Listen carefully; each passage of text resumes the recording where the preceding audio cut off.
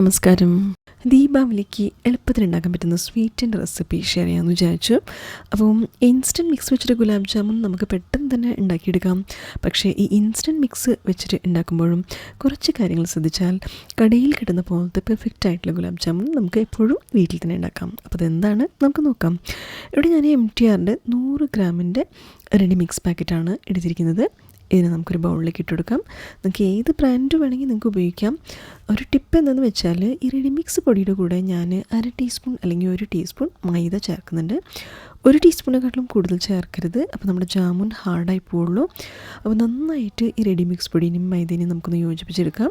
നന്നായിട്ട് യോജിപ്പിച്ചെടുത്തതിന് ശേഷം വെള്ളം അല്ലെങ്കിൽ പാല് വെച്ചിട്ട് നമുക്ക് ചപ്പാത്തി മാവ് കുഴച്ചെടുക്കുന്ന പോലെ ഒന്ന് കുഴച്ചെടുക്കണം.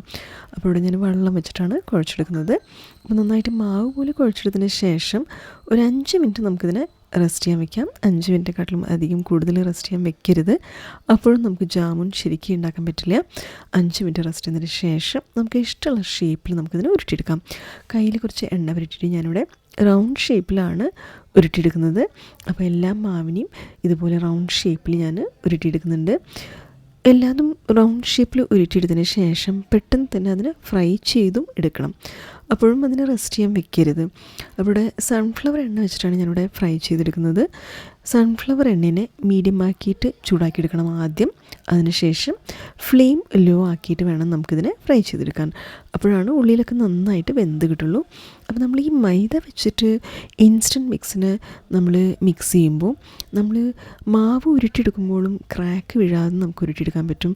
അതേപോലെ ഫ്രൈ ചെയ്യുമ്പോഴും ഒട്ടും ക്രാക്ക് വീഴാതെ നമുക്ക് ഫ്രൈ ചെയ്തും എടുക്കാൻ പറ്റും. ഇവിടെ നോക്കൂ, ഞാൻ നന്നായിട്ട് റൗണ്ട് ഷേപ്പിൽ നന്നായിട്ട് ചുവന്നനെ ക്രാക്ക് വീഴാതെ ഫ്രൈ ചെയ്തെടുത്തിട്ടുണ്ട്. ഇതിനെ നമുക്കൊരു ബൗളിലേക്ക് അല്ലെങ്കിൽ ഒരു പ്ലേറ്റിലേക്ക് നമുക്ക് മാറ്റാം. അപ്പോൾ ഇതുപോലെ എല്ലാ ജാമുൻ്റെ ബോൾസിനെയും ഞാൻ ഫ്രൈ ചെയ്തെടുക്കുന്നത് ചുവന്ന കളറിൽ. ഇനി നമുക്ക് പഞ്ചസാരയുടെ സിറപ്പ് ഉണ്ടാക്കാം.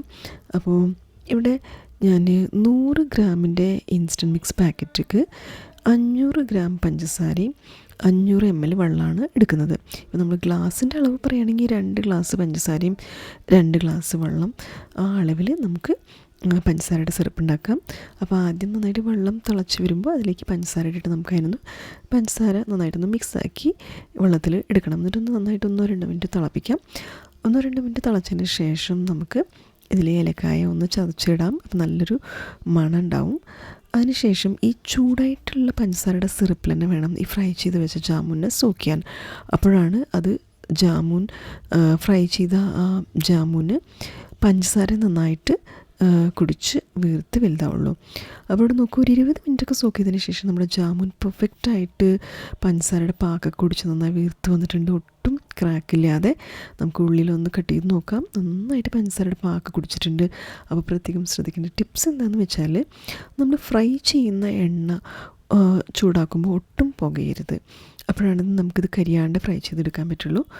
അതിനുശേഷം നമ്മൾ ഈ റെഡി മിക്സിൻ്റെ കൂടെ ഒന്നല്ലെങ്കിൽ 1/2 ടീസ്പൂൺ അല്ലെങ്കിൽ 1 ടീസ്പൂൺ, അതിനേക്കാളും കൂടുതൽ മൈദ ചേർക്കരുത്. അപ്പോൾ നമുക്ക് ഉരുട്ടുമ്പോഴും ക്രാക്കില്ലാതെ ഉരുട്ടിയെടുക്കാം. അതേപോലെ ഫ്രൈ ചെയ്യുമ്പോഴും ക്രാക്കില്ലാതെ ഫ്രൈ ചെയ്തെടുക്കാം.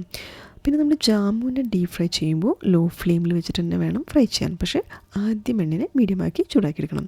പിന്നെ ചൂടായിട്ടുള്ള പഞ്ചസാരയുടെ സിറപ്പിൽ വേണം നമുക്ക് ഈ ഫ്രൈ ചെയ്ത് വെച്ച ജാമുനെ സോക്ക് ചെയ്യാൻ. ഒരു 20 മിനിറ്റെങ്കിലും സോക്ക് ചെയ്യണം. പഞ്ചസാരയുടെ സിറപ്പ് ചൂടായിട്ട് തന്നെ ഇരിക്കണം. അപ്പോഴാണ് നമ്മുടെ ജാമുൻ നന്നായിട്ട് പഞ്ചസാരനൊക്കെ നന്നായിട്ട് കുടിച്ച് വീർത്ത് നന്നായിട്ട് ക്രാക്കില്ലാതെ നമുക്ക് നന്നായിട്ട് ജാമുനായിട്ട് ഉണ്ടാക്കിയെടുക്കാൻ പറ്റുള്ളൂ. അപ്പോൾ ഇതുപോലെ നിങ്ങളൊന്ന് ഉണ്ടാക്കി നോക്കിയിട്ട് നിങ്ങളുടെ അഭിപ്രായങ്ങളൊക്കെ ഒന്ന് അറിയിക്കുക. എങ്ങനെ റെസിപ്പി വന്നു എന്ന് നിങ്ങളുടെ അഭിപ്രായം ഒന്ന് ഷെയർ ചെയ്യുക. റെസിപ്പി ഇഷ്ടപ്പെട്ടെങ്കിൽ ലൈക്ക് ചെയ്യുക, ഷെയർ ചെയ്യുക, സബ്സ്ക്രൈബ് ചെയ്യുക. അടുത്ത വീഡിയോയിൽ ഒരു പുതിയ റെസിപ്പി ഞാൻ വരുന്നതായിരിക്കും. എല്ലാവർക്കും നന്ദി, നമസ്കാരം, താങ്ക് യു.